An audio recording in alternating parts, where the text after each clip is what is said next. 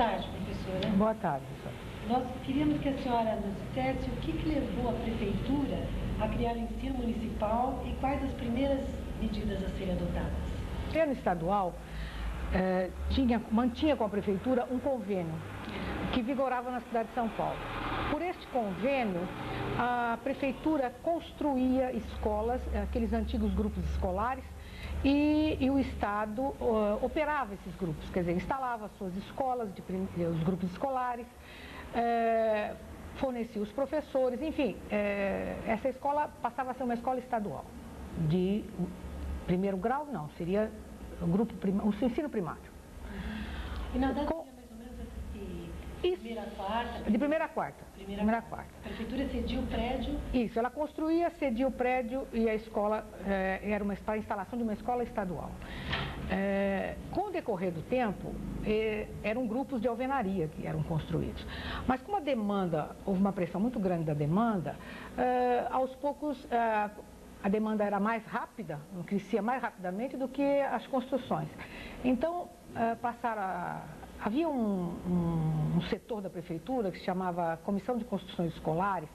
Essa comissão ela era anexa ao gabinete do prefeito.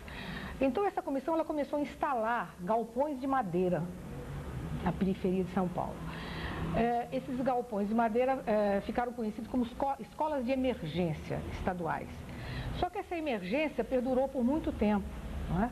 Porque não se construía mais grupos de alvenaria. Esse convênio terminou e o Estado não teve mais interesse em renovar, porque ele estava se preparando para construir ele mesmo seus edifícios, seus prédios escolares. O Estado? O Estado estava se preparando. Tanto é que logo em seguida foi criado o FES, que era o Fundo de Construções Escolares, que era do Estado. Mas entre entrar em funcionamento o FES e o término do convênio, mediou um relativo espaço de tempo, que não se criou mais escolas na cidade de São Paulo. Então, por volta de 1956, havia um contingente significativo de crianças que deveriam ingressar na primeira série, quer dizer, problema da alfabetização, crianças sem escola. Foi no primeiro semestre de 1956, sendo prefeito o Dr. Juvenal Lino de Matos, foi criado, então, o primeiro grupo escolar municipal no bairro de Jaçanã. O Dr. Juvenal Lino... Houve uma cisão, então, entre o Estado e a prefeitura? Eu não diria que... quando um convênio termina, você tem duas... Ou você não renova ou você renova. Quer dizer, não houve uma renovação. E a prefeitura, então, tomou uma... Não, ela tomou essa decisão, veja bem, supletivamente, hein? Ela não pretendia absorver, não municipalizar, não. Ela veio a suprir uma necessidade do Estado, entendeu? Então, ela agia supletivamente ao Estado. Ela passou a agir, vamos dizer assim. Depois, o doutor Juvenal Lino de Matos, ele foi assumir uma cadeira de senador. E o vice-prefeito era o doutor Vladimir Toledo Pisa. Então, ele assumiu a prefeitura. No segundo semestre de 56, em 25 de agosto, foi criado, através de decreto, o Sistema Escolar Municipal. Nessa ocasião, era secretário de Educação o professor Henrique Riquetti. O professor Henrique Riquetti, ele era um delegado de ensino aposentado, por conseguinte, com uma larga experiência na educação estadual. Quando ele veio para a secretaria, ele trouxe consigo vários diretores, inspetores e delegados de ensino aposentados. Este grupo foi que, inicialmente, organizou o ensino municipal. No dia 25 de agosto, quando da criação do sistema, que erradamente foi usado o termo sistema, porque na realidade nós somos rede, né, e sistema é o estadual, mas a ocasião utilizou-se esse termo. Além da criação desse, foram criadas 110 funções de professor primário e 110 escolas foram criadas, com a capacidade, cada classe para 40 alunos, então iniciou-se com 4.400 alunos. Como é que essas escolas eram instaladas e como que era recrutado esse professor e esse aluno. Como a periferia tinha um contingente enorme de alunos sem escola, era muito fácil para o professor dirigir-se a qualquer bairro, não precisa ser nem muito periferia, no centro também havia o problema também havia. Normalmente ele era muito auxiliado pelas sociedades amigos de bairros ou pelos padres. Então ele chegava no bairro, se apresentava como professor, então logo ele conseguia fazer um censo, vamos dizer assim. Então ele fazia um recrutamento da população escolar, fazia um levantamento, aliás, e ele elaborava uma lista com 40 nomes, ele localizava uma sala. Essa sala podia ser uma sacristia de uma igreja, podia ser uma garagem, uma sala alugada, uma sala cedida pela própria Sociedade Amigos de Bairro. Ele fazia um croquis dessa sala, tinha uma metragem mínima, uma área mínima, uma entrada de luz também que era necessária. Ele juntava a essa documentação, essa listagem, a esse croquis, o seu diploma de professor normalista, como era chamado a habilitação magistério naquele tempo, e se dirigia à Secretaria de Educação e Cultura, que ficava na Praça da Sé. Ele apresentava a sua documentação e aguardava, eram blocos de 100. Eu acho um dado que não soube ainda.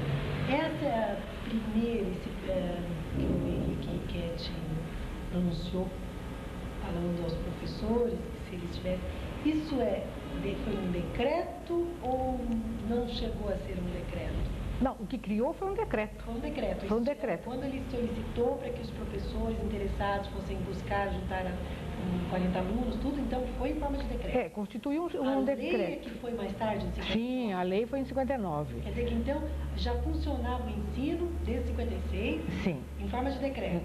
Como decreto, porque o decreto, ele é um ato administrativo, ele é mais rápido, porque o executivo é que faz o decreto. O legislativo faz a lei, então ele demora mais, é um processo mais demorado de feitura de lei. Então, como era em caráter experimental, eu diria, então ele utilizou-se do decreto, que era um meio do qual ele podia fazer uso e bem mais rápido, entendeu? Tanto é que inicialmente foram criadas funções, porque o decreto não cria cargo, quem cria cargo é a lei. Então nós somos nomeados professores extranumerários mensalistas. Isso quer dizer o seguinte, era fora do quadro, extranumerário, entendeu? Recebíamos por mês, por isso éramos mensalistas, mas não havia um quadro, entendeu? Como depois com a lei foi criado um quadro do ensino municipal. Então eu diria que até dezembro de 1956 foram nomeados 110 professores para funções de professores. Esse grupo inicial é que normalmente costumam chamar de fundadores do ensino, professores pioneiros, né? Foi esse grupo que se formou até dezembro de 1956. Como é que eram? Bom, as instalações, nós já dissemos, eram precárias, né? Eram a mínima. Mas mesmo assim havia um serviço de inspeção, muito rudimentar, mas havia. Mesmo tendo os professores tendo a autonomia, assim, para instalar suas classes, eles não ficaram no livre. Não, havia um sistema de inspeção, eu diria rudimentar, mas havia. Eles iam efetivamente verificar se a escola existia, porque isso onerava verba, então precisava saber se realmente essa escola existia, quais as condições mínimas em que ela estava funcionando, não é? O problema da entrada de luz, a metragem, mas havia esse sistema essa inspeção escolar. Início foi feita por professores do Estado, esses professores que vieram com o professor Henrique Enquete, e depois foi feito pelos próprios professores municipais. O salário, ele era relativamente bom nessa época. Poderia ser comparado a quê? Eu não tenho parâmetro, eu não tenho condições. Assim, a nível de profissão. É muito difícil. Eu posso citar, por exemplo, eu tinha um cargo que corresponde hoje a escriturário, vamos dizer, num serviço federal, serviço de assistência menor, que depois deu origem à FEBEM. Eu ganhava 2.500 cruzeiros lá. E eu passei a ganhar, eu deixei esse cargo e passei a ganhar 8.100 cruzeiros. Quanto que a senhora saiu de 2.500 cruzeiros, eu passei a ganhar 8.100 cruzeiros. Esse é o único parâmetro. Então, o auxiliar de escritório Eu não sei, aqui na prefeitura hoje, como é que... Eu tenho a impressão que era mais ou menos equivalente ao inicial de professor, eu acredito. O auxiliar não, o escriturário. Eu tenho o escriturário.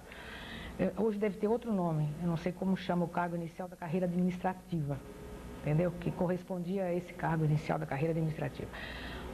Com esse salário, o professor, se ele pagasse a sala, saía desse salário dele. O giz, apagador, saía do salário do professor. Pagamento para algum funcionário, alguma para fazer uma limpeza, uma faxina na escola, o material escolar das crianças, ele era pago com o salário do professor. O mobiliário sobrava, sim, porque isso era muito pouco, o aluguel era baixo, porque geralmente era na periferia, era insignificante. E não... Uma coisa que eu queria perguntar também, a senhora já falou diversas vezes que a prefeitura se preocupou com as crianças da prefeitura. O Estado, ele não tinha... Não, essa criança ela não era nem da prefeitura nem do Estado, ela era uma criança sem escola. Com a criança da prefeitura. A escola da prefeitura procurou atender as crianças da periferia. Sim. Tá. Então, o que eu estou perguntando é o seguinte, o Estado não tinha essa preocupação? Não, o Estado tinha. O problema é que havia mais criança, a demanda era maior do que a oferta de vagas. Você entendeu? O Estado atendia dentro da capacidade dele. Mas ele enfocava muito... Ele, veja bem, ele dobrou o período, ele passou a ter 4 períodos, mas mesmo assim era muito grande o número de crianças sem escola. Por isso é que a prefeitura entrou nessa fatia do mercado, vamos dizer assim, né? Com as suas escolas, porque realmente havia uma população escolar muito grande fora da escola, em idade escolar fora da escola. Isso em 1956? 1956. Agora, a prefeitura, quando as escolas foram instaladas, ela tinha algum mobiliário, então ela forneceu mobiliário também para essas escolas que estavam sendo instaladas. Mas houve lugares em que ela realmente não terminou, esse material terminou, e aí era muito engraçado que os próprios professores é que providenciaram. Por exemplo, eu na minha escola, a escola que eu trabalhei, a primeira escola mista da Vila Nova Cachoeirinha, as minhas carteiras não eram carteiras, as crianças tinham uma mesa, a Sociedade de Amigos de Bairro, do bairro, eles arranjaram 4 cavaletes, colocaram uma mesa, várias tábuas que formavam a mesa e bancos, né? E as crianças sentavam em torno, quer dizer, feito um círculo, né? Quer dizer, acompanhando a mesa central. E a minha lousa foi uma lousa cedida por um bilhar que foi desativado. Quer dizer, então era assim, era tudo muito improvisado, né? Mas sobrevivemos, né, a tudo isso. O que mais que eu poderia falar desse período, né? Eu falei do salário. O salário de 8.100 cruzeiros era o mesmo para professor, inspetor e diretor de escola. Então, assim, não houve um grande interesse em assumir esses cargos, porque tinha que trabalhar em 2 turnos, né? E o professor trabalhava num turno só. Aos poucos, a prefeitura foi construindo, instalando aqueles galpões, né? Que ela tinha condições de instalar. E as escolas foram sendo reunidas. De acordo com o número de classes no funcionamento, então elas receberam os nomes de escola isolada, quando 3 classes eram reunidas. Escolas reunidas, quando o número de classes ia de 4 a 7. E escolas agrupadas, quando ia de 8 a 24 classes em funcionamento. A escola reunida, ela tinha um professor, chamava-se professor responsável. Era um professor que dava aula normalmente e ele também respondia pela papelada da escola, pela escrituração, a reunida. E a agrupada tinha um diretor, né? Essa inspeção passava em todas? Sim, a inspeção passava em todas as escolas. Nesse período da administração Vladimir Toledo Pisa, ele foi um período muito eufórico, havia muita euforia por parte do secretário, que era uma pessoa assim, muito dinâmica, e muito ligado à educação, né? O professor Riquetti, e o próprio prefeito Vladimir Toledo Pires também era assim, um entusiasta, né? Para ele era uma maravilha tudo aquilo que estava acontecendo. E eles, vários eventos, sabe, reunindo os professores, ele fazia questão de reunir os professores no Teatro Municipal, a propósito do Natal, enfim, qualquer data ele achava, as datas comemorativas, então a gente fazia aquela reunião e foi muito bom, porque nós tivemos oportunidade, nós nos conhecíamos, todos nós nos conhecíamos, profissional em qualquer canto, éramos 600, né? Então facilmente, isso foi muito bom, porque depois quando as lutas para a estruturação do ensino e mais adiante, então aí foi muito... A classe estava unida. A classe estava unida, entendeu? Ela já nasceu, o ensino já nasceu unido, tá? Para lutar, que realmente foi o que aconteceu depois. Parece que a questão da coletividade, do conjunto, foi uma coisa que caracterizou o ensino, foi. A criação do ensino. Foi. Foi uma luta em conjunto. Em conjunto, exatamente. Agora, a administração do Dr. Vladimir, ela vai até março de 1957, quando então assume o Dr. Adhemar Pereira de Barros, que como primeiro ato dele, um dos primeiros atos dele, foi a redução do nosso salário, de 8.100 para 5.400. Alegando... Isso foi bem significativo. Foi bem significativo. Alegando contenção de despesas, né? Como foi inicialmente estruturado o ensino? Vamos dizer assim, a primeira estruturação do ensino, ela foi traçada pela Lei 5.607, de 3 de junho de 1959, na administração, por conseguinte, do Adhemar Pereira de Barros. Antes da 4.024, então? Foi, né? Não, antes. Antes da Lei de Diretrizes e Bases, ela foi em 5.607, a lei, de 3 de junho de 59. Essa lei, ela criou o Departamento de Ensino Primário, criou 1.600 cargos de professor, 100 cargos de diretor escolar, 16 cargos de inspetor, 8 cargos de orientador pedagógico e 4 cargos de chefe de região. A cidade fora dividida em 4 regiões, norte, sul, leste. Eu diria que sim, quer dizer, foi um princípio das DRENs.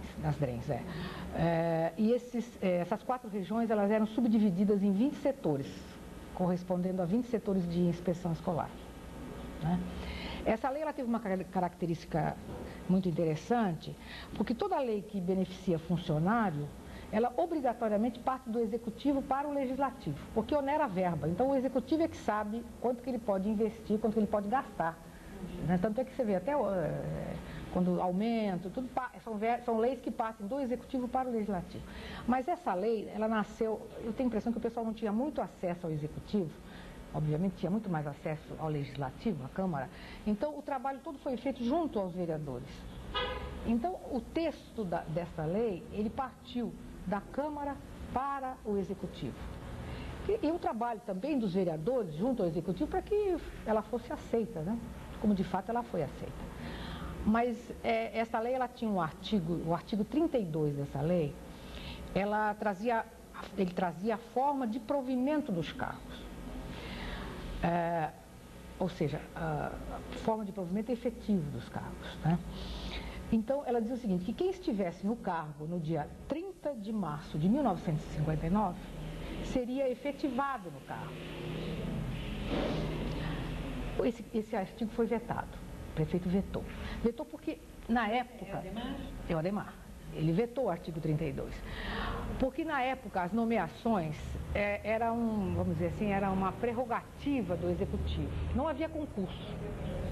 Então, ele nomeava para os cargos efetivos as pessoas que ele quisesse, vamos dizer assim.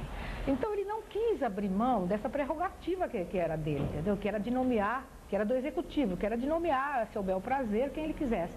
E o artigo amarrava, porque ele determinava que seriam efetivados os que estavam em exercício em 30 de março de 59. Aí criou um impasse, né? Porque os professores não queriam abrir mão daquele direito que a lei estava dando. E as gestões começaram junto à Câmara para derrubar o veto. Agora, enquanto durou essa essa polêmica, vamos dizer assim, os cargos, eles tinham que ser providos.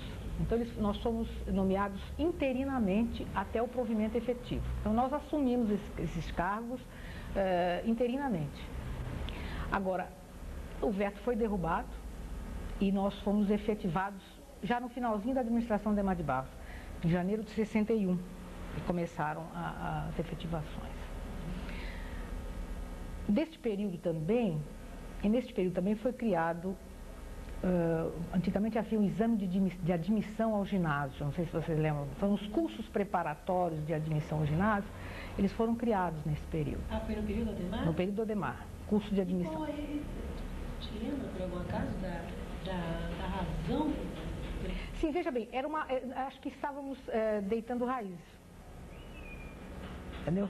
Quer dizer, a prefeitura tinha condições de fazer, de dar esses cursos preparatórios. Era um curso de 3 meses, 6 meses, não eram cursos... Não, eu lembro disso, mas qual foi a necessidade da criação do curso? Veja bem, era mais uma fatia, eu acho, que você estava tentando pegar. Que o ensino estava tentando pegar. Porque logo em seguida ele criou também, em 3 grupos, porque nós tínhamos alguns prédios que ainda não tinham passado para o Estado. Estavam em fase de conclusão, e um era no Parque Dom Pedro II, um outro era em Vila Mariana e havia um em São Miguel Paulista. Então, nesses 3 prédios, foi instalado o ginásio, antigamente, que chamava-se ensino secundário. Então, em 3 ginásios da prefeitura, em 56 já funcionava 3 ginásios. E, posteriormente, depois, no final da administração Ademar de Barros, ele foi substituído pelo Manuel de Figueiredo Ferraz. Então, na administração do Manuel de Figueiredo Ferraz, ele criou também o segundo ciclo, que correspondia ao colegial, hoje é o 2º grau, também em 2 escolas da prefeitura. Então, essa estrutura do ensino municipal, criada nesta época, ela chegou a abranger o ensino de 1º grau, de 1ª a 4ª série, o ensino da 5ª a 8ª, o ginasial, e o segundo ciclo, que hoje nós temos uma única escola, que é a Dervila Alegrete. Né? Também neste período foi regulamentado o ingresso no ensino municipal, através de concurso dentre substitutos, e o concurso de remoção de professores. Tirando, vamos dizer assim, o salário, a redução do salário e a polêmica em torno do artigo 32 que nos efetivava, eu acredito que foi uma administração até profícua em termos de modalidade de ensino, da instalação de modalidade de ensino, em termos da reestruturação do ensino municipal. É desse período também a criação do Instituto Municipal de Surdos, que corresponde hoje a Helen Keller. Quer dizer, então, realmente se fez muita coisa nesse período, nesses 4 anos dessa administração. Houve alguma administração polêmica que trouxe problemas para a estabilização do ensino? Bom, eu acho que a instabilidade do ensino, ela já começara na administração anterior, né, com a redução do salário e com a polêmica em torno como eu já disse, do artigo 32 que efetivava o pessoal nos cargos. Mas ela efetivamente cresceu, né, foi na administração Prestes Maia. O doutor Francisco Prestes Maia, ele foi 2 vezes prefeito de São Paulo. Nessa segunda gestão, dele foi caracterizada pela economia, sabe? Ele investiu muito pouco. Educação? Não, de um modo geral, sabe? A preocupação dele foi para sanear as finanças, sabe? E para economizar o dinheiro público. Ele era muito zeloso nessa parte. E eu acredito que dentro dessa filosofia de trabalho, ele achou que havia uma duplicidade de atuação na área educacional. Tinha o Estado com uma estrutura imensa. Por que a administração municipal, que estava principiando, estava, né, na parte da educação, deveria investir na educação? Tanto é que ele tinha um propósito que era a extinção do ensino municipal ou a anexação do ensino ao Estado. Já se pensava numa extinção ou numa anexação do ensino ao Estado. Porque, veja bem, ele tinha um número muito pequeno de professores efetivos. Ele tinha, o quadro não chegava a 2.000 funcionários. Ele pensou que a anexação seria o processo mais fácil, porque para extinguir, ele ia esbarrar no fato de serem funcionários efetivos. Eu acredito que ele tenha encontrado dificuldades de ordem legal, porque o sistema estadual, para ingresso no sistema estadual, sempre foi necessário concurso, tanto para os cargos iniciais de professor, como para os cargos de diretor, de inspetor, sempre foi concurso. Como é que o Estado ia receber um contingente de 2.000 professores, 2.000 funcionários, sem concurso? Quer dizer, era um problema para eles. Eles realmente não quiseram aceitar essa oferta, né? Mas ele partiu para uma outra ação, ele nos desefetivou. No desefetivando, eu acredito que ele seria assim, não sei se... Mesmo sem ser concursada, a desefetivação era... Ah, não, era um ato arbitrário, sabe? Era um ato de violência contra um direito adquirido. Tanto é que o remédio foi logo utilizado, que é o remédio do mandado de segurança. Entrado o mandado de segurança, e só em agosto, essa medida de desefetivação foi logo no início do governo dele. O governo dele, ele começou em março de 61 e em agosto, em 1962 ele já procedeu à desefetivação. Anterior à nossa desefetivação, ele já tinha dado sinais assim de que alguma coisa assim de ruim ia nos acontecer, porque ele extinguiu o ensino secundário e o ensino colegial que havia sido criado na administração anterior, porque para eles tinham sido criados por decreto. Então não havia uma lei, não estava embasado em lei, estava embasado em decreto. Então, por um outro decreto, ele extinguiu. Agora, a nossa desefetivação, ela ocorreu em 62 e nós só fomos reefetivados em janeiro de 1965, já na outra administração, em cumprimento a um acordo do Supremo Tribunal Federal, que determinou que fôssemos reefetivados. Quer dizer que essas duas administrações juntas, quer dizer, o Ademar, por melhores condições de aposentadoria, de um lado ele baixou o salário, e a outra que provocou um certo desequilíbrio emocional. Um desassossego na rede. Isso, desefetivando, esses dois atos deu uma certa instabilidade, eu diria. Porque nesse período de 61 a 65, vamos dizer assim, a rede, como é que se diz, os boatos corriam demais pela rede, entendeu? E a gente, toda vez que saía de férias, a gente tinha um medo danado de retornar e quando chegasse aqui não encontrar, vamos dizer assim, os nossos lugares, né?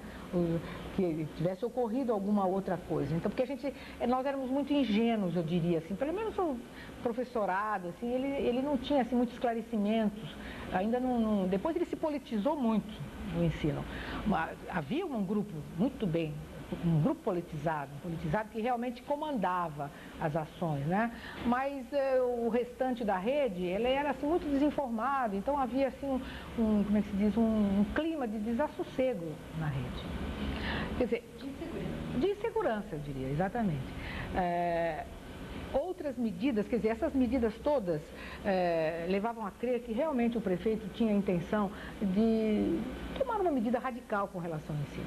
Porque, você veja, ele chegou a extinguir 54 escolas de primeiro grau.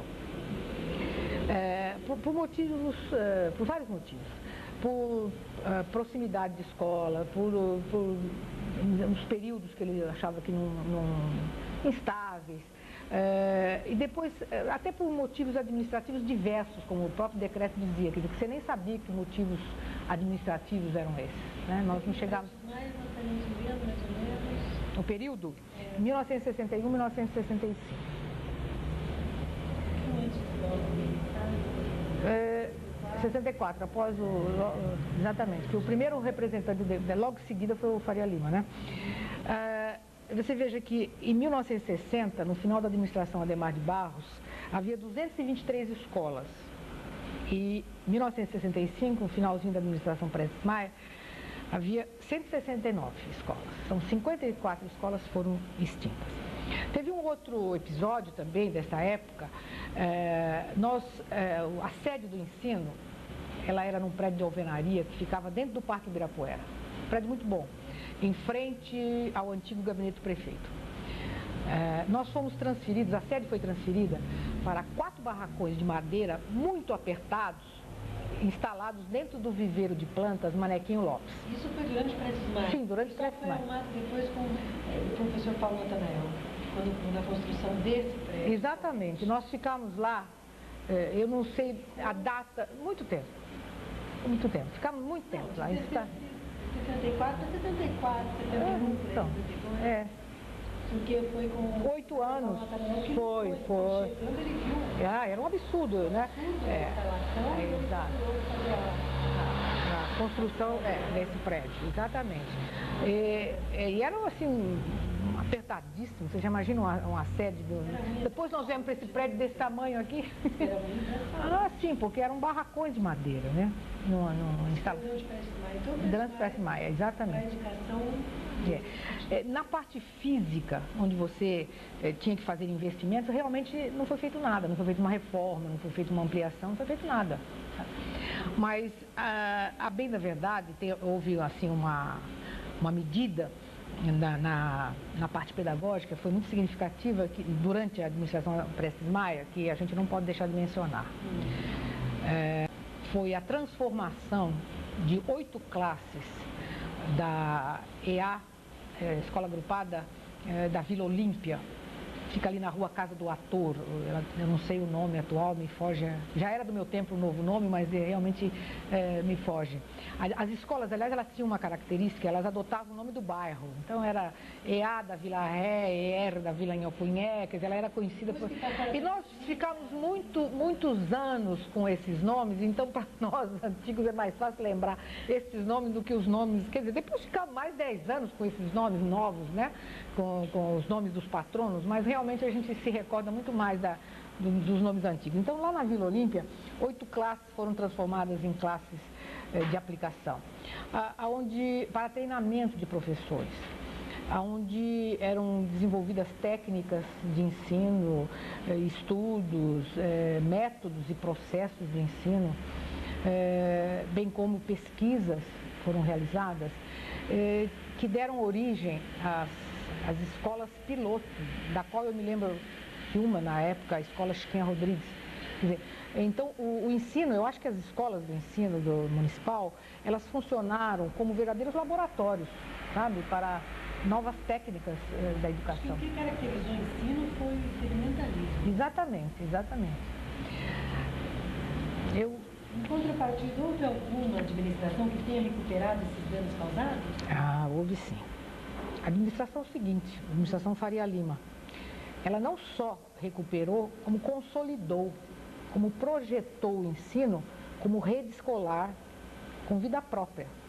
Quer dizer, efetivamente nós somos ligados ao sistema estadual, por força da lei federal, mas nós temos vida própria, quer dizer, independente do sistema estadual. Tá? Foi a partir de Faria Lima. Aliás, eu acho que o prefeito Faria Lima, ele foi um marco na administração pública. Isso que ele pegou a época do auge da ditadura. Exatamente. E ele conseguiu, assim mesmo, ter uma autonomia para desenvolver um trabalho significativo. Significativo. Eu diria que não só na educação. A administração dele atuou em todas as áreas, saúde, obras, enfim, todas as áreas da prefeitura. O destaque da administração dele foi geral, da toda a administração municipal. Eu diria até, não sei se seria em termos de exagero, que você pode dividir a administração municipal em antes e depois de Faria Lima. Sabe que realmente foi um marco divisório na administração pública municipal. Isso não se deve também à formação de brigadeiro ser assim? Eu acho que tem. Pode ser o próprio período que era mais rígido, quer dizer, talvez ele tivesse mais pulso, condições, não é isso? Pode ser. Mas nós temos que, não podemos deixar de de fazer justiça, vamos dizer assim, ao tipo de administração que antecedeu a ele. Eu disse que a administração fez muita economia. Então, ela não onerou as verbas dos exercícios seguintes. Então, havia dinheiro e ele soube usar o dinheiro. Ele investiu realmente, entendeu? De qualquer forma, ele distribuiu o dinheiro distribuiu. De forma Exatamente. Ele determinou a elaboração de um plano de construções muito grande. Ele praticamente substituiu todos os galpões por prédios de alvenaria. E eram prédios... A maneira que ele construiu os locais foram locais aleatórios? Não. Os inspetores que saíam, iam para a rede, junto com um funcionário da Comissão de Construções Escolares. Ele tinha o mapeamento da cidade, ele tinha a cidade toda mapeada. Então, de acordo com o setor, você se dirigia, ele tinha condições de fornecer os terrenos municipais e os terrenos particulares, que poderiam ser desapropriados. Você fazia o levantamento da população escolar. Geralmente, essa escolha ficava sempre próxima de uma escola já de galpão, entendeu? Então, esse prédio ia absorver essa escola, evidentemente, como ele podia ser um prédio com maior número de classes, né, de salas de aula, para conseguir de classe. Então, você fazia um levantamento para ver se a soma dessa população escolar sem escola, mais a escola que estava lá, tinha condições de ali ser edificado um prédio. Professora, eu não sei se é verídico, mas eu soube também que até no caso se tinha os trilhos do trem, ele se preocupava em colocar exatamente para as crianças não atravessarem. Havia isso mesmo? Sim, havia sim. Havia, e você era responsável. Essa escolha dos terrenos, ou seja, a localização do terreno, ela constituía um processo, sabe? Ela tramitava de processo, quer dizer, a instalação da escola, ela tramitava através de um processo. Você fazia a inicial e tal, e esse daí era, como se diz, autuado e formava um processo. E essas informações que nós fornecíamos no processo era muito interessante, porque ela tinha prazo fixo para, quer dizer, não podia rodar muito. Então ele vinha assim, saiu desse gabinete no dia tal, deverá retornar, geralmente dava 5 dias para a gente informar o processo, deverá retornar na data tal. E as informações tinham que ser precisas, para esse processo não retornar, entendeu? Para complementar a informação. Escuta, voltando um pouquinho só, a senhora falou em prazo, parece mais que construía, levava muito tempo para se construir uma escola, né? Não, mas não no tempo dele. Não no tempo dele? Não, no tempo dele tinha prazo para tudo, até para construir viadutos. Viadutos que eram obras demoradas, se arrastavam às vezes 1, 2 administrações. Na ele tinha prazo, ele punha uma placa dizendo assim... Com Prestes Maia? Não. Então, é isso que eu falei. Com Prestes Maia não, então, com Faria Lima. Então, Faria Lima, que ele era mais... Ele era... os prazos tinham que ser, porque se não fosse cumpridos os prazos, as construtoras respondiam por... elas punham de início e de término. Havia multa, e a multa diária no atraso. Entende? Então, realmente, por exemplo, um viaduto era construído em 3 meses, a gente até brincava, isso aqui vai cair tudo, porque com 3 meses um viaduto construído... Mas era realmente, ele era engenheiro, ele sabia, né? Tinha sido secretário de obras também, eu acho que no estado, o prefeito Faria Lima. Agora, este prédio era o que havia de mais moderno. As instalações, desde a cozinha até o gabinete dentário, passando pelo gabinete médico, secretaria, ele era, assim, realmente dotado de todas as condições necessárias para o funcionamento de uma escola. E equipado com sala, ambiente para médico, com equipo dentário, a cozinha era uma cozinha industrial. Nós não tínhamos nada disso, imagina, mal tinha um fogãozinho para fazer a famosa, não era nem merenda escolar, a gente começou com a caixa escolar, né? Quer dizer, e aí tinha a cozinha industrial, geladeira, máquina de escrever para a secretaria, telefone. Realmente. Tinha escolas em que havia até piano, escolas assim que o setor musical, vamos dizer assim, tinha uma atuação maior, ele tinha até piano dentro da sala. Isso você vai constatar futuramente, eu acho, nas outras entrevistas. Infraestrutura, assim, tanto técnica quanto didática. Sim. As duas coisas, exatamente. E no final da carreira, A senhora trabalhou em duas administrações? Sim, mas eu gostaria de complementar ainda a parte do Faria Lima. Então, acho que é melhor deixar e ela continuar. Não, eu vou continuar com a administração Faria Lima, porque o primeiro secretário do prefeito Faria Lima foi o professor Valério Júlio. Esse educador, ele se destacou pela preocupação que ele tinha com o ensino pré-vocacional. Então, o Valério Júlio, foi criado na administração Faria Lima o ensino pré-vocacional. E ele era ministrado na quinta e sexta série. Então, na administração Faria Lima, a escolaridade em determinadas escolas, ela ia até a sexta série. Os alunos do vocacional tinham a quinta e a sexta série. E o que era? O vocacional, eram oficinas instaladas nas escolas, através das quais você detectava, vamos dizer assim, até a vocação daquela criança. Já nessa época? Já nessa época, já se fazia uma orientação, vamos dizer assim, que seria uma orientação vocacional, através do emprego vamos dizer, eu diria assim, de profissionalizante mesmo, visando já uma parte de profissionalizante. A partir de que série? Era ministrado na quinta e na sexta série, né? Ele também, do Faria Lima, foi a criação da Escola de Comércio, Escola Municipal de Comércio, que é a atual de Ervilha Alegrete. Foi nessa administração que foi criada a Escola Comercial.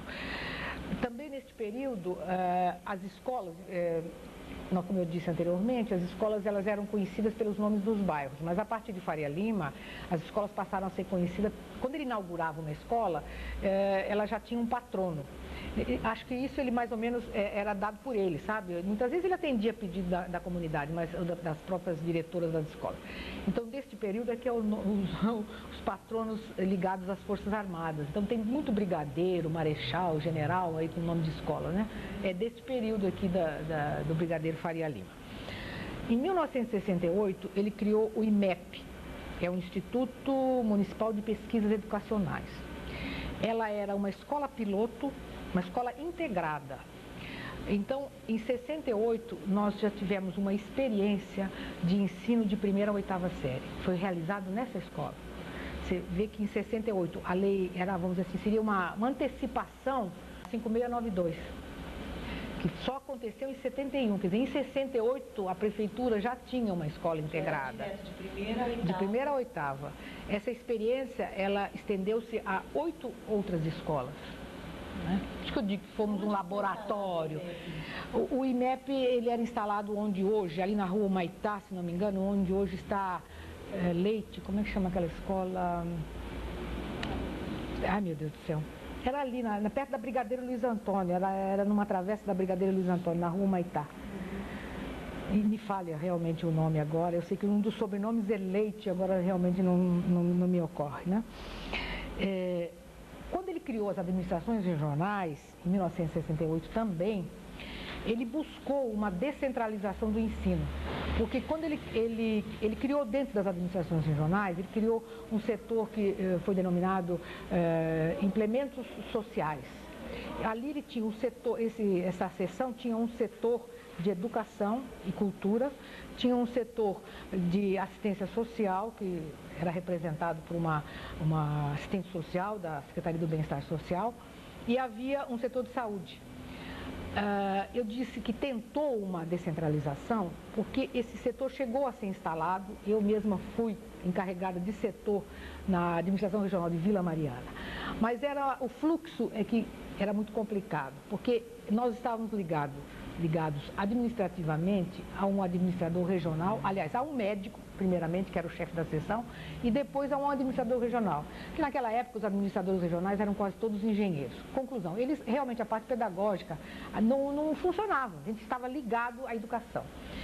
Problema físico, a administração era aqui na Vila Mariana, né, aqui na Pedro Toledo, era a administração regional. E o departamento era lá como eu disse, dentro do viveiro que funcionava na República do Líbano. Então, o que acontecia? Nós íamos lá, assinávamos o ponto e voltávamos para cá, porque tecnicamente nós estávamos ligados aqui. Depois tínhamos que ir para as escolas. Então, com o tempo, foi verificado que realmente não tinha condições de funcionamento. Então, aí foi extinto esse setor dentro da administração regional, mas, quer dizer, não deixa de ser uma tentativa de descentralização que depois veio a ocorrer a nível das delegacias. Então, por isso eu acho que ele tinha uma visão muito grande, o Faria Lima, né? E, finalmente, em 1969, foi criado o setor musical e a educação musical, ela passou a integrar o currículo da escola de primeiro grau. A partir do Faria Lima foi que a educação musical passou a fazer parte integrante do currículo da escola. Mais ou menos? 1969. Professora Cleci, a senhora no final da carreira exerceu cargo junto ao gabinete de 2 secretários de educação. O que caracterizou essas administrações e quais as suas principais realizações? Antes de entrar nessa pergunta, eu gostaria para traçar, vamos dizer assim, uma ligação, para não ficar um período desarticulado, eu gostaria de salientar o seguinte: após a administração Faria Lima, os prefeitos que se seguiram, veja bem, nós já estávamos consolidados, né? Eles procuraram adotar uma política voltada para a expansão do ensino municipal. Expansão tanto no aspecto de rede física, com a criação de novas escolas, quanto a implantação de novas modalidades de ensino, não é? E também dotando o ensino de meios e de recursos de pessoal, vamos dizer assim, para que ele tivesse condições de prosperar na parte qualitativa também. Então, a partir de Faria Lima, todos os outros que se seguiram, eles tiveram essa preocupação. Tanto é que a cada administração foram editadas leis, sabe? Leis que realmente ampliaram o quadro, que introduziram outras modalidades de ensino. A partir de 1970, já na administração Paulo Maluf, até o final de 1978, a administração Olavo Setúbal, a preocupação, vamos dizer assim, da administração, de um modo geral, incluindo dentro desse período o prefeito José Carlos Figueiredo Ferraz e o prefeito Miguel Colassuono, a preocupação foi adaptar o ensino, adequar o ensino à Lei de Diretrizes e Bases, a 5692, que foi de 71. Então, várias leis foram editadas visando essa adequação. Essa adaptação, ela ocorreu desde a adaptação de prédios para a instalação de classes, ambientes, né? Salas ambiente, adaptação adequação do currículo escolar, a contratação de professores, a ampliação do quadro de um modo geral. Nós tivemos que contratar professores de disciplinas, né, matemática, português, nós não tínhamos esse tipo de professor. Tivemos que contratar secretários de escola. O pessoal operacional teve um crescimento muito grande, o quadro do pessoal operacional. O que mais eu diria que... 5692 praticamente, então, exigiu uma reestruturação... completamente, é uma adaptação. Nós tivemos que nos adaptarmos à nova diretriz federal para a educação, não é? Nesse caso, a Lei 5692 contribuiu para o enriquecimento, de uma certa forma... ela democratizou o ensino, né? Eu acho. Eu acredito que ela foi assim, foi um momento muito abrupto da educação, sabe? Mas foi uma forma encontrada. Eu penso sempre assim que as reformas, as revoluções, elas são sempre muito duras, muito difíceis. Depois é que vem as adaptações, sempre para melhor. Eu acho que a escola, veja bem, a escolaridade obrigatória era de 4 anos.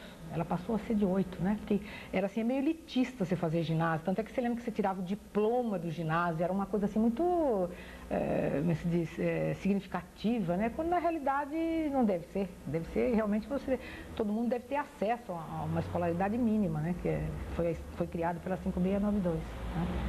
Né?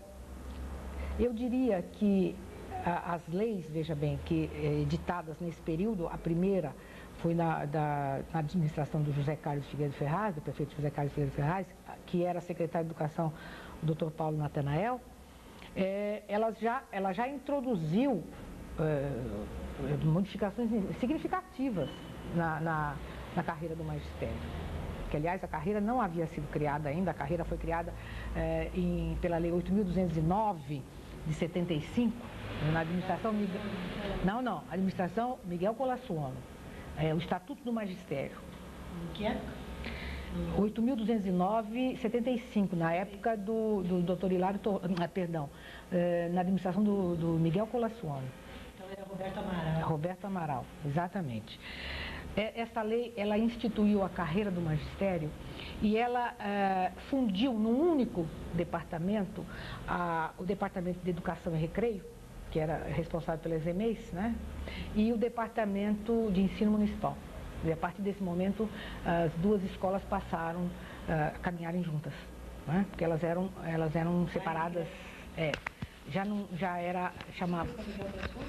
Foi com essa lei criada, essa lei do Miguel Colassuono, que foi criada a carreira do magistério, incluindo cargos de professor efetivo de primeiro grau, professor efetivo de educação infantil, diretor de escola de primeiro grau.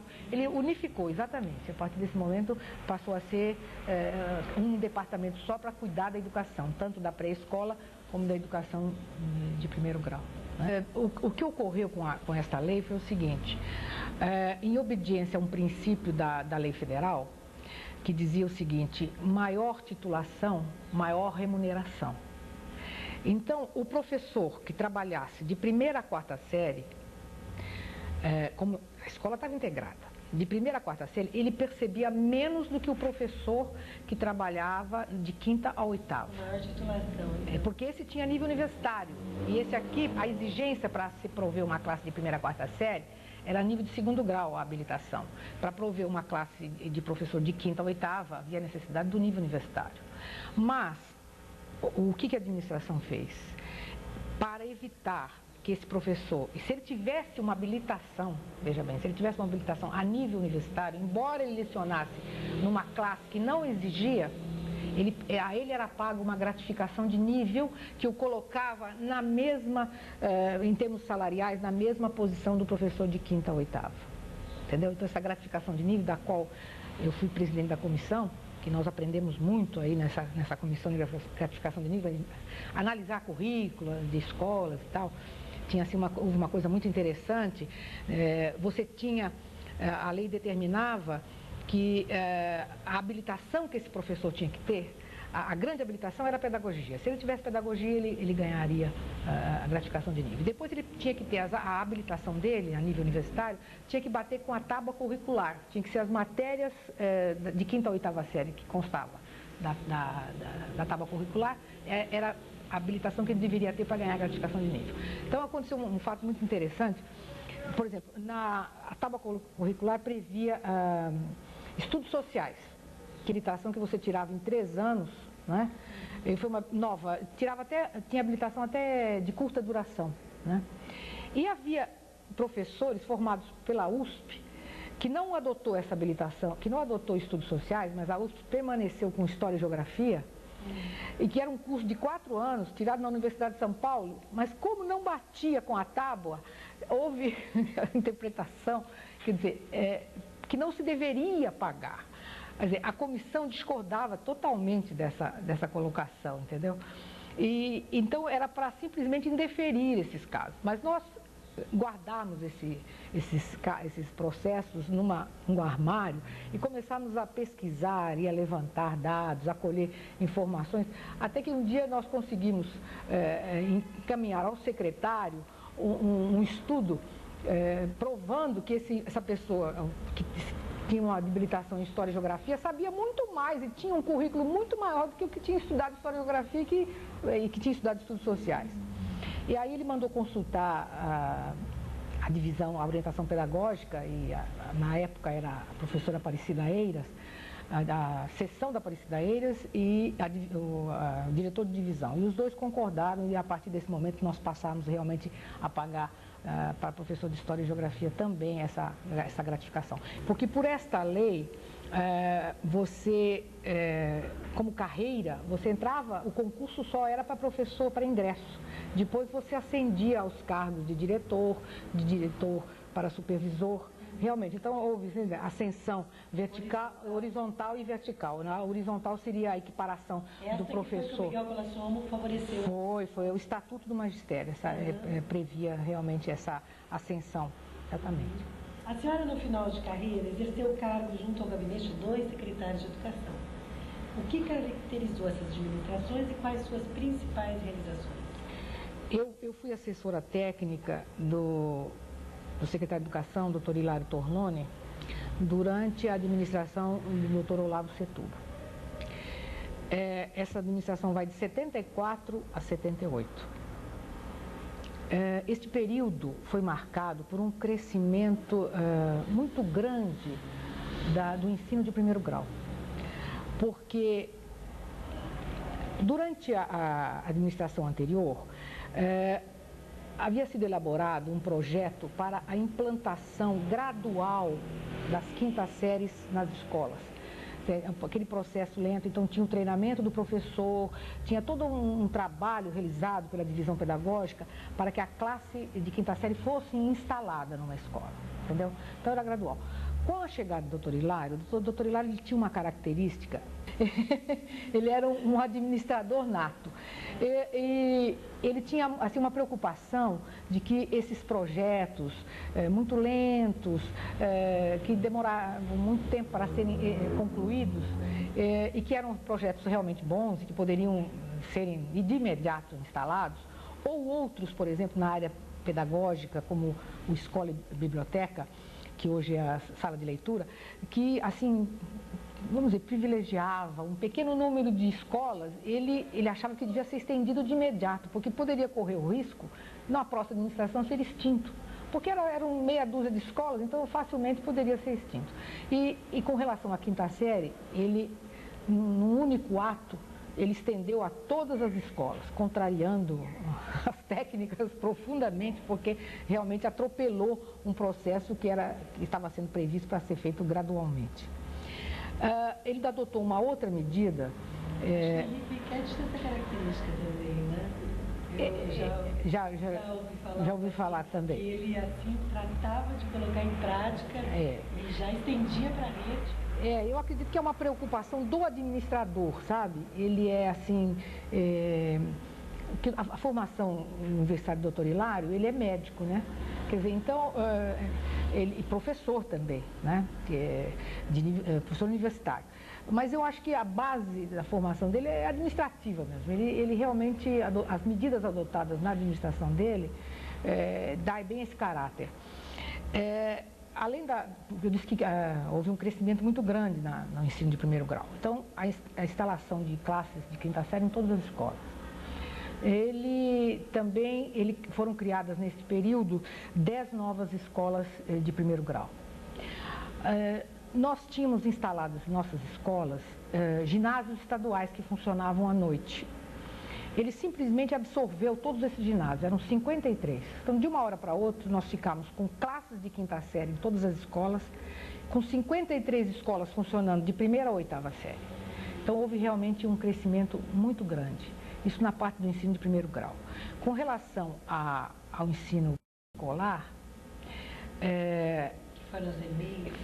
mas veja bem, como ele construiu escolas de ensino de primeiro grau, ele não teve, vamos dizer assim, condições de construir EMEIs. Então, e havia uma população grande de pré-escolares para ser atendida. Ele criou o PLANED, o Plano de Educação Infantil. O PLANED eram escolas de educação... Foi durante o período dele? Foi criado por ele, foi durante o período de... O Programa Escola Biblioteca foi criado pelo professor Paulo Natanael. Ele estendeu, o Dr. Hilário estendeu o PEB para toda a rede. Também havia assim uma... O Dr. Paulo Natanael colocou em caráter experimental. Caráter experimental. E havia uma previsão... Não, o IMEP cresceu muito na administração do Dr. Paulo Natanael. Ele foi estendido para 8 escolas na administração. Mas na realidade, ele foi criado na administração Faria Lima, anterior. Porque o Dr. Paulo Natanael é o período do José Carlos Figueiredo Ferraz e o período do Miguel Colasso, parte do período. Um pouquinho tempo,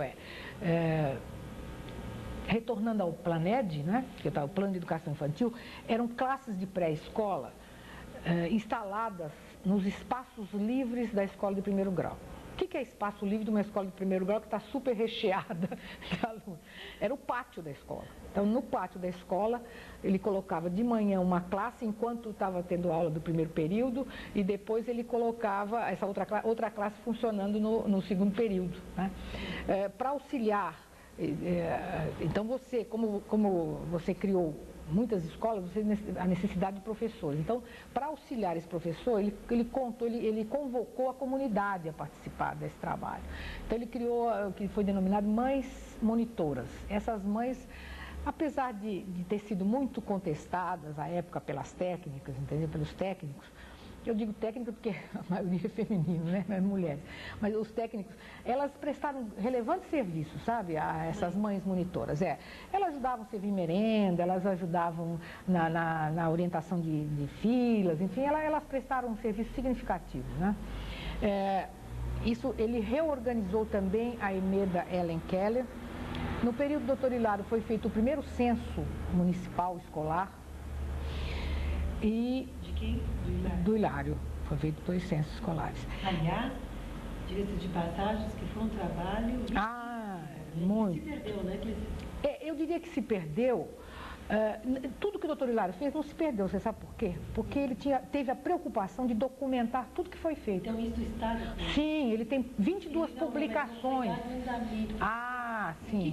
No que significou, ótimo momento até para você explicar, o que significou esse momento de censo mesmo? Qual era? Foi o levantamento da população escolar nas várias áreas, quer dizer, você pôde depois servir de base, por exemplo, para a construção de novas escolas, para, vamos dizer assim, para o desenvolvimento de determinadas áreas, porque a demanda, ela não é igual em toda a cidade de São Paulo, ela tem pontos de conflito, mas pontos críticos, não é isso?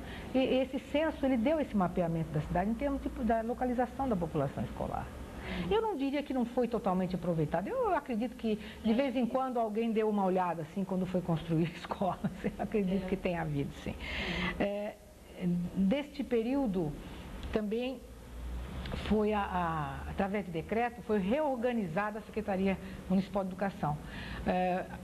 Foi através do decreto 15.002 que foi criada a Superintendência Municipal de Educação, o Departamento de Planejamento, Orientação e Controle e o Departamento de Saúde Escolar. E as primeiras 5 delegacias, elas são dessa época. Eu disse que toda a documentação da administração do Dr. Hilário, ela foi publicada. Aliás, até o relatório anual. O relatório anual, o programa Escola Biblioteca, o programa Aula de Ciências nos Parques, que era um projeto que havia à época, ligado ao setor de educação ambiental. Também foi publicado o programa dos concertos matinais, o projeto Mães Monitoras, o censo escolar, quer dizer, todo o trabalho que foi feito nesse período foi registrado através de publicações. Você acha que o relatório anual, que eu acho que é de extrema importância, porque levantava o custo, a metodologia, tem a custo, todas as fases dos projetos, exatamente. Que pararam de publicar a partir de 1980, depois do Jair. Porque o professor Jair também publicou um relatório quadrienal, que num relatório só ele pôs toda a administração. O relatório quadrienal, que eu tenho inclusive um volume, eu não trouxe aqui, mas... Hoje ela deve estar informatizada. Mas não assim de domínio público, assim como era em forma de revistas, né? Sim, E não tem mais a revista municipal também? Não, a publica. Que a revista municipal também, ela era muito boa, porque ela saía, eu acho que era trimestral, entendeu? Então, todo o trabalho realizado no trimestre, 4 vezes ao ano saía, né? Você tinha condições, quer dizer, além dos relatórios anuais que eram feitos, né? Na verdade, existe o setor de informatização que te coloca assim... Mas essas revistas, elas iam para as escolas. Isso, que eu acho entendeu? que é o domínio público. Todo mundo tinha acesso, o professor, o diretor, quer dizer, era realmente... Voltar a publicar essas revistas eu acho extremamente importante. É porque experiências de escolas também, elas eram documentadas, elas eram publicadas. A revista não falava só dos órgãos centrais. A revista dava informações também do trabalho realizado nas escolas. Técnico e didático pedagógico. Ah, sim, então, sim. É fácil, isso deve ter Até, vamos dizer assim, arquivado. Quer dizer, número de matrículas, quer dizer, quanto que exato. Questão de evasão. Muitas das informações que eu estou te dando aqui, principalmente quando eu cito números e tal, eu retirei dessas publicações, porque evidentemente na minha cabeça não tenho condições de guardar todos esses dados, né? Aliás, quando eu coloquei a extinção das 54 escolas, até é bom eu salientar, foi um dado colhido de um artigo publicado na revista Escola Municipal, de dezembro de 81, num artigo em que aparece essa informação dada por Deplan 22. Esses órgãos que eu cito devem ter hoje outras nomenclaturas, mas à época pode ser localizado, né? A página 13 dessa revista eu colhi esse dado lá, né? Porque é muito complicado você dar uma informação numérica, inclusive, sem ter uma base, uma fonte de onde você retirou essa informação. Quer dizer, na verdade as informações mas eu digo em forma de relatórios anuais. É que realmente a informática, ela... Escola, né? É verdade. Eu sou uma funcionária... Hoje, no meu trabalho, eu também me atrapalho muito, porque eu não sei utilizar o computador, né? E eu trabalho no escritório cheio de computadores, eu ainda sou do arquivo que tira pasta, entendeu? A minha parte ainda eu faço assim, porque eu não sei realmente me utilizar. A máquina, eu teria que realmente me reciclar nesse aspecto, mas não tenho, assim, disposição para fazê-lo. Eu, no final da minha carreira, eu trabalhei também como assessora técnica e posteriormente como chefe de assessoria técnica do professor Jair de Moraes Neves, durante a administração do Dr. Reinaldo de Barros e no finalzinho do Dr. Antônio Salim Curiati, que substituiu o Dr. Reinaldo, que foi candidato ao governo do Estado. Como na administração anterior houve um crescimento vertiginoso do ensino de primeiro grau, essa administração tentou, vamos dizer assim, um desaquecimento do crescimento quantitativo do ensino de primeiro grau. Mas a administração não conseguiu, não. Ela não conseguiu porque a pressão da demanda foi muito grande e houve necessidade de se construir 18 escolas nesse período. 8 novas escolas foram instaladas e 10 escolas para a substituição de escolas antigas, que muitas haviam sido incendiadas, estavam em precário estado de funcionamento. Além disso, foram criadas várias classes para atender a transformação. A escola passou de 3 períodos na administração do Dr. Hilário. Nessa administração, ela passará para 4 períodos. Então, a nossa escola começou a funcionar das 7 às 11h30, que eu acho que até hoje é assim que funciona, né? Às 23h30. Isso com relação ao ensino de primeiro grau. Com relação à pré-escola, a prioridade foi a de oferta de maior número possível de vagas, porque já vinha vindo de administrações anteriores um crescimento dessa demanda. Lembra que eu disse que instalaram o Planed? Então, essa administração, ela voltou-se principalmente para a construção de EMEIs, né? Essa oferta de vaga feita através de construção e através de uma melhor utilização das EMEIs existentes.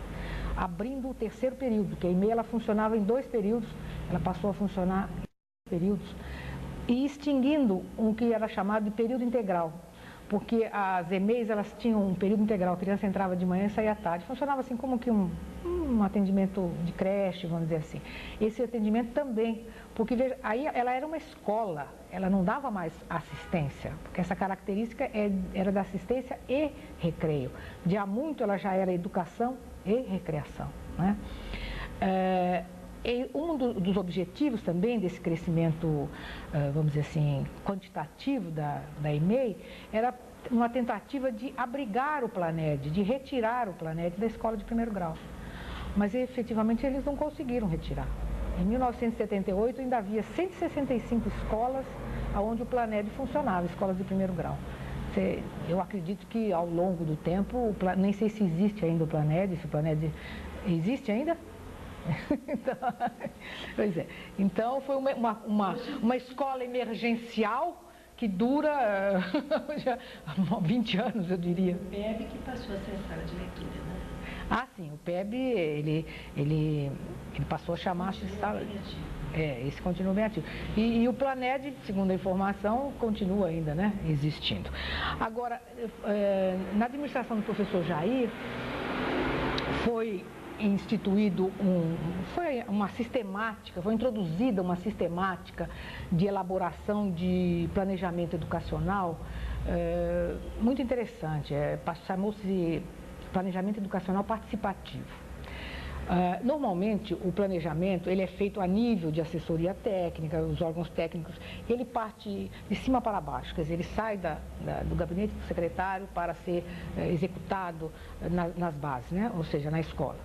Esse projeto, que eu perdi o nome aqui, esse planejamento, ele partia do plano escolar, ou seja, ele partia da escola, as informações, as necessidades, as metas, as diretrizes partiam da escola e triada essas metas, essas diretrizes, essas propostas, elas constituíram o planejamento educacional. Cada escola elaborou o seu planejamento escolar. Esse planejamento ele era feito em forma de modelos ou módulos, vamos dizer assim. Envolvia a parte física, quais as necessidades que a escola tinha em termos de recursos físicos, né? E qual a necessidade pessoal, quais de materiais. Envolvia, inclusive, o orçamento, foi feita uma previsão orçamentária de quanto a escola necessitaria para desenvolver essas metas, essas diretrizes. Para a elaboração evidentemente a escola ela estava meio despreparada para montar um plano escolar, né, nesse nível. Então, a nível de departamento, a nível de órgãos centrais, foi montado um programa de apoio técnico. Esse programa de apoio técnico, ele se constituía de atividades pedagógicas e de atividades administrativas, de apoio pedagógico e atividades de apoio administrativo. E envolvia todos os órgãos, assessoria técnica, SUPEM, o DEPLAN, o Departamento de Saúde. Então ele era para garantir a elaboração do plano e a execução das metas. Foi um momento muito importante, eu acho, em termos pedagógicos que nós vivemos, quando da implantação desse planejamento. Afora esses projetos que existiam dentro desse plano, foram desenvolvidos também programas de ação integrada.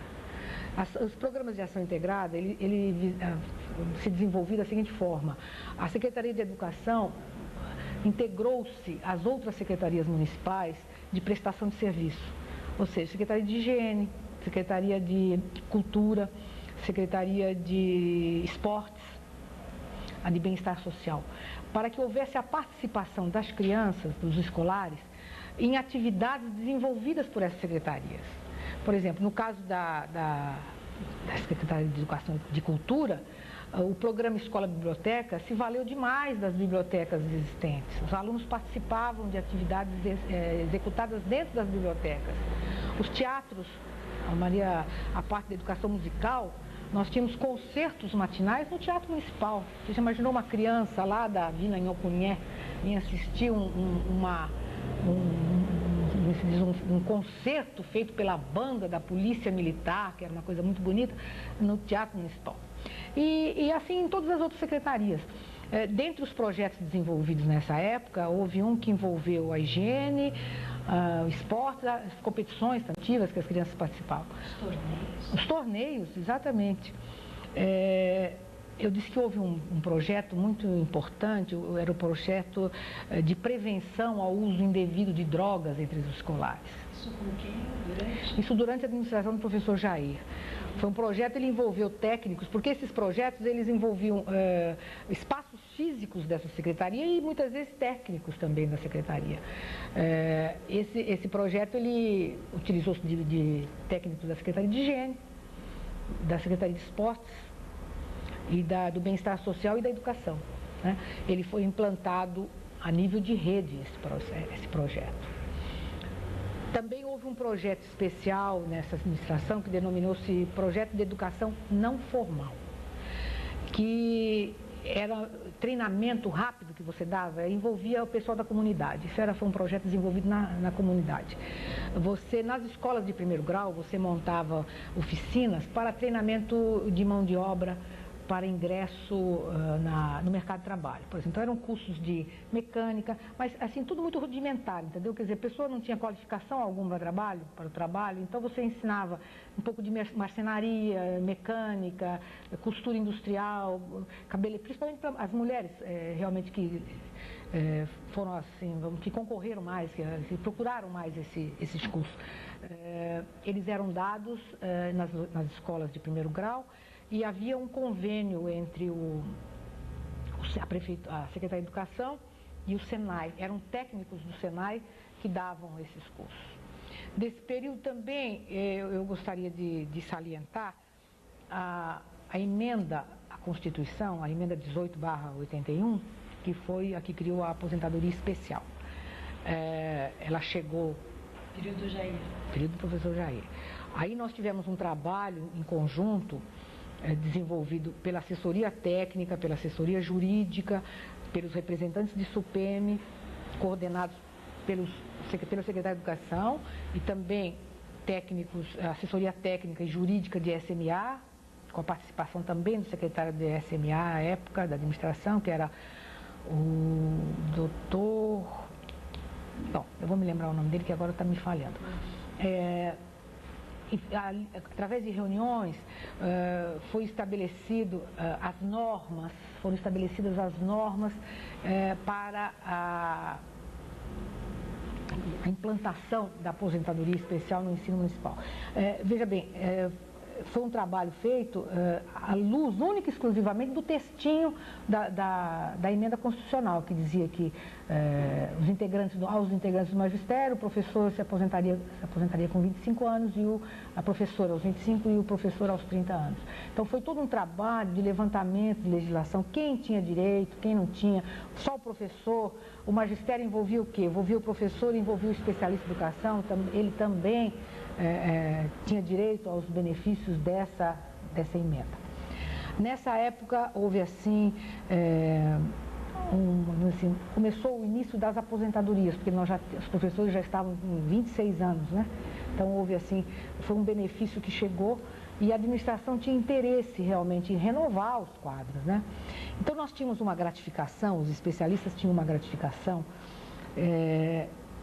por trabalhar em 2 períodos, nós ganhávamos 35% do regime de tempo completo, e complementado pelo regime de dedicação exclusiva, 15% de regime de dedicação exclusiva, que perfazia 50% de gratificação.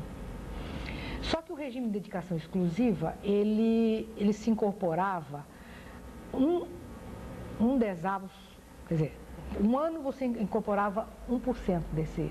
Então, levaria um tempo, 10 anos, para você incorporar todo o benefício. E o pessoal queria se aposentar. Então, a administração, na época, era o Salim Curiátides, ele ditou uma lei que quem se aposentasse numa determinada data, que me foge agora, seria de pronto incorporado. Então foi uma saída geral, uma limpeza geral, o que propiciou condições para a abertura de concurso, né? Ou a ascensão, quer dizer, o concurso de acesso, né? Aos cargos de especialista. Desse período também, nesse período nós comemoramos os 25 anos, o jubileu de prata do ensino municipal. uma série de eventos. Nós tivemos a Semana da Educação, tivemos um primeiro encontro de educadores que envolveu educadores do Brasil todo, né? Tivemos uma concentração muito grande no ginásio do Ibirapuera, com um coral de 5.000 alunos, que esse coral foi criado pelo professor Jair, com 5.000 alunos, pais. Você imagina aquele ginásio todinho lotado, professores, alunos, pais. Foi uma festa maravilhosa, ali foi o ápice realmente da divisão de educação artística. E houve um carimbo comemorativo dos Correios, um carimbo comemorativo ao Jubileu de Prata, né? E missa, e mostra retrospectiva da evolução do ensino municipal. Deixa-me ver o que mais. Houve uma exposição de pinturas, que nós tínhamos muitos artistas, até um alto nível. Fotos, acervos também? Sim, isso foi na mostra, né? Na mostra retrospectiva. Eu acredito que tenha dado uma visão geral desse período em que eu trabalhei na assessoria técnica. Uma pergunta que eu gostaria de saber, qual administração se trocou mais de secretário? Foi na administração Adhemar de Barros. Quantos secretários ele teve? Eu não acredito, eu não me lembro bem, mas tenho a impressão que foram 6 secretários. Porque as últimas administrações, elas se caracterizaram pela permanência dos secretários. O doutor Olavo Setúbal só teve um secretário, o doutor Torlone. Na administração da Reinaldo de Barros só teve um secretário, que foi o professor Jair. A seguinte também, dona Guiomar, a professora Guiomar também parece que foi a única secretária do Dr. Mário Covas, não é isso? Do Dr. Paulo Zing foi o único secretário do Dr. Jânio Quadros, né? E atualmente o Dr. Paulo Maluf, né? Continua sendo o mesmo secretário. Então, como era o nível do ensino ministrado nesse período que a senhora buscou enfocar?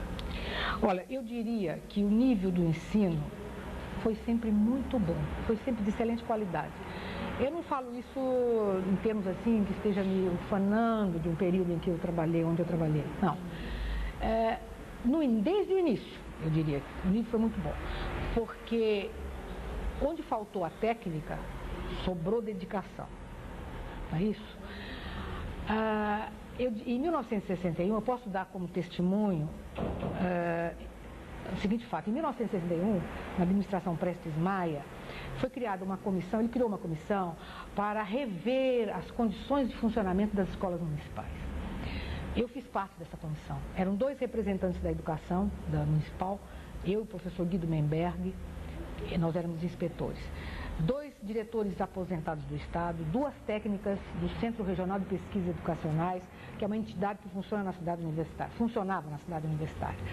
Durante 6 meses, nós elaboramos um questionário que envolvia 3 partes: a parte de física, a parte de pessoal e a parte de qualidade de ensino. Esses questionários foram aplicados em todos os professores da rede, depois foram recolhidos, tabulados, lá na cidade universitária. Nós trabalhamos 6 meses na cidade universitária. O relatório final desse trabalho constou também de 3 partes. E a síntese desse relatório é a seguinte: quanto ao ensino ministrado, alto nível. Quanto ao trabalho dos professores, muito bom. Quanto às condições físicas, precárias. Então eu diria que em 1961 já era muito bom o nível do ensino. Ele foi testado. E nós éramos minoria, nós éramos 2 representantes da educação, né? Numa comissão de 6 elementos. No correr dos anos, todas as administrações, elas se empenharam isso na busca da elevação do nível da qualidade de ensino. Você veja que as administrações criaram condições para que o professor e para que os técnicos de nível médio buscasse a formação universitária. Além disso, sempre foi posta à disposição do ensino recursos muito grandes. Foram dados meios para que esse ensino se desenvolvesse da melhor forma possível. Os técnicos que nós dispunhamos, era assim, sofisticação muito grande. Nós tínhamos psicólogos, psicólogos escolares, psicólogos clínicos. Nós tínhamos 5 clínicas que atendiam os nossos alunos, clínicas psicológicas. Nós tínhamos médicos que examinavam esses alunos. Tínhamos dentistas, as escolas todas tinham dentista. O que mais que nós tínhamos? Na área dos pedagogos, em todas as habilitações, nós tínhamos OE, AP, supervisores, administradores. Então, eu acredito que o ensino sempre teve um alto nível. A gente pode trazer isso também como testemunho de que as nossas escolas, elas sempre havia uma preferência da comunidade em colocar as crianças nas escolas municipais. No momento até que nós passamos a fazer junto com o Estado um zoneamento, quer dizer, foi traçado vamos dizer, a área de atuação daquela escola. Se você morasse num outro local, você não podia ser matriculado naquela escola. A matrícula da sua escola tinha que ser uma escola estadual, que era a mais próxima da sua casa, era naquela escola que você tinha que ser matriculado. Quer dizer, havia sempre um interesse maior em procurar a escola municipal. Municipal. Então, por isso que eu acho que o nível de ensino era muito bom. E fora isso, a parte assistencial que era dada à criança era muito grande. Nós tínhamos uma divisão inteira de serviço social. Eu gostaria de encerrar, não é isso, dizendo o seguinte, que a história do ensino municipal é uma história de luta, é uma história de perseverança, na crença de que o ensino municipal tinha condições de prosperar e de se firmar na cidade de São Paulo, como de fato aconteceu. Dessa luta, todos participaram, desde o professor da mais longínqua periferia até os integrantes dos órgãos centrais, liderados, obviamente, por um grupo mais ativo, mais atuante. Esses grupos, muitas vezes, eles se alternaram ao sabor da política vigente, mas eles nunca deixaram de atuar. Muitas vezes sofrendo perseguições e até injustiças. Eu quero deixar bem genérico, né? Não entrar em particularidades. Eu queria também lembrar, ao finalizar minha exposição, dos colegas falecidos. Acredito que eles teriam muito que testemunhar e que engrandeceria sobremaneira a memória do ensino. Eu não tenho condições de citá-los, dado o tempo e a minha memória, mas eu queria lembrar um nome de um colega que eu acredito represente bem o ensino municipal, quer pelo seu espírito de luta, pela sua contestação, quer pelo brilhantismo com que exerceu cargos técnicos e cargos administrativos. Eu me refiro ao professor Arlindo Caetano. Era um ruivo? Era um ruivo, era chamado Diabo Loiro. Carinhosamente chamado Diabo Loiro. Trabalhou bastante com vocês? Ele trabalhou em todos os lugares que você possa imaginar. Todo mundo trabalhou com o professor Arlindo. Ele foi professor, ele foi inspetor, ele foi supervisor, diretor de escola, técnico. E eu acho que o falecimento do professor Arlindo deixou uma lacuna no ensino municipal. Quer dizer, você já conhecia o professor Arlindo, né? É que eu já estou conhecendo bem. Tudo bem. Eu acho que eu dou por encerrada a minha exposição.